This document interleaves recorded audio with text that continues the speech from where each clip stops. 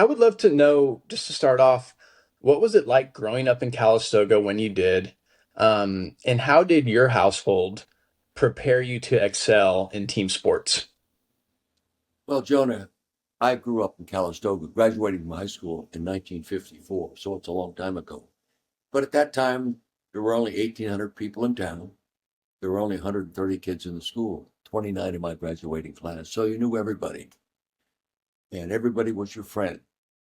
We had absolutely no enemies or no one we didn't care for in Calistoga at that time. I don't know what it's like today with over 5,000 people in town and over 500 kids in the high school, but it was a very, very positive environment. We had very few restrictions, as kids. Everybody's parent was a parent of you or had the authority to correct you when they saw you doing something wrong or out of line. And so we always had very positive reinforcement and very positive guidance. So there were no bad examples in town, no bad examples as teenagers, no bad examples as parents that I can remember. So I was very fortunate, very, very fortunate. So much different today, help. Most of us guys as kids in school with our old cars had 22 rifles in the back seat. Okay. Yeah. We'd go shooting at the city dump at lunchtime. Okay. Or after football practice or after baseball practice. We were allowed to grow up as kids and make our own little minor mistakes and be corrected by anybody's parents. And I'm repeating myself when I say this, very, very positive environment. Well, excellent. Yeah, that is a trip, having 22 rifles, and going shooting at lunch. At That's, 12 years old, we'd ride through town with our rifles on our handlebars and head up into the mountains for spend. It didn't come home until dark. Okay, oh my but can you gosh. imagine doing that today? And I think my mom would have some words for me, if I did that when I was in high school.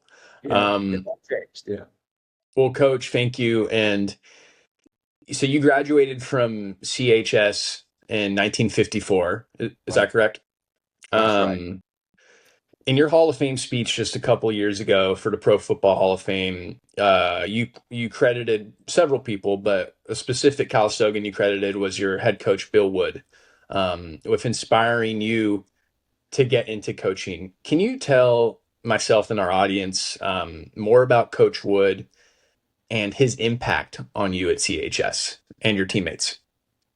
Well, Bill Wood had just graduated from College of Pacific playing football there, and this was really, I think, his first football coaching job as a head coach. And uh, I hadn't had that kind of coaching early. We had Mr. Reynolds as our a coach our junior year, and he was a good football coach. But I wasn't just learning how to play the game. Then my junior year, we had a history teacher that coached us that wasn't really an experienced football guy. And then Bill Wood shows up, and everything he did was so dynamic and difference and change, and from discipline to structure of your offense to uh, your ability to play. And we had a very fine football team and we only lost one game that year. In the middle of the season that year, among he came up to me. Bill Wood said, young man, if you wanted to, you could play college football. But in looking what you've been doing, not being in college prep and not anticipating going to college, you'd have to go to junior college before you moved on. And I said, that's not a problem. So I decided to go to junior college because of his motivation and his recognition in my ability to maybe in the future be able to play college football. And I love playing the game. And no one had told me that before. I was going to stay home probably and grow into my dad's garage and help him maybe someday build a new building. It was originally in my great grandfather's barn, and it always remained a barn. But I was a pretty good mechanic by the time I got out of high school because of that exposure. But no real thought of going on into college. So that was, I think, the main initial motivating force. I knew my dad always loved football, and he always talked about football and how a person could live his life correctly if he just followed the principles he learned in playing high school football.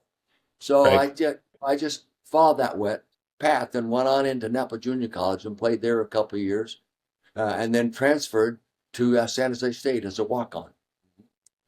Excellent. And it is so. I obviously didn't. haven't made it as far as you have, but I ran track in college. And I had, I was more of a football guy. But I had a track coach my last 2 years. We were on our way to a track meet in Willits, and similar thing. He said, "Hey, you should think about doing some events in college." And Yeah. it's so paramount, I think, to a young man when you have a male figure who you respect outside of your father, of course, who's saying, "Hey, I think there's something here for you," you know. Yeah, no Um, question. Yeah, positive reinforcement early is it helps you form a belief in yourself. It becomes part of what you start thinking about. Someone has to initiate that if it doesn't automatically occur within your own motivation. Yeah. Absolutely. And coach, did you play any other sports in high school? Yeah, basketball, football, track, and baseball. In those days, everyone had to compete in everything. We'd play a baseball game and run a track meet the same week. The track meet couldn't be held on the same day you were playing baseball. We just didn't have enough kids. So that's what we all did, and it helped us. It really enjoyed us. It really enhanced our maturing experience. Yeah. And what was it about? Because I feel like you went to high school in the 50s, at least from somebody who didn't grow up in the 50s. It seems like football didn't emerge as America's game, maybe on a broader scale till later. What was it about football early on that, made you fall in love with the game? Because, baseball was so popular, obviously, track and field was a huge thing. What was it that made you pull towards football aside from your relationship with Coach Wood? Well, I think hearing my dad talk about his experiences playing high school football. And then my Wow. dad and other people in Calistoga in the early 30s, they had a Calistoga town team that would practice once or twice a week and go off on the weekends and play other cities. I Oh, have wow. pictures of that team. It's, hey, the president of the bank was on the team. My father in law, Harry Drake, was on the team. There were a lot of the names, old Calistoga names, that are still around that valley that were all on this football team that went around. Interesting. So we just grew up hearing about football and its positive reinforcement within your own personal development. So I think Wow. that was really key to me. Yeah. I And would love.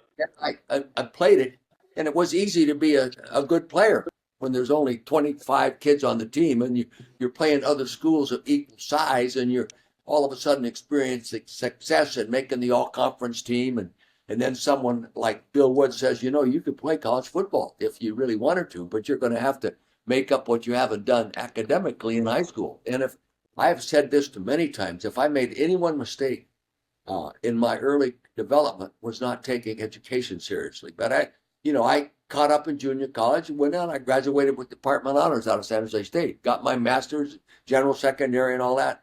But I really think the deep fundamentals taken for granted in high school hurt me. And you always pay the price, even when you're 89 years old. If I had it to do over again, I would have taken that part of my growth far more seriously.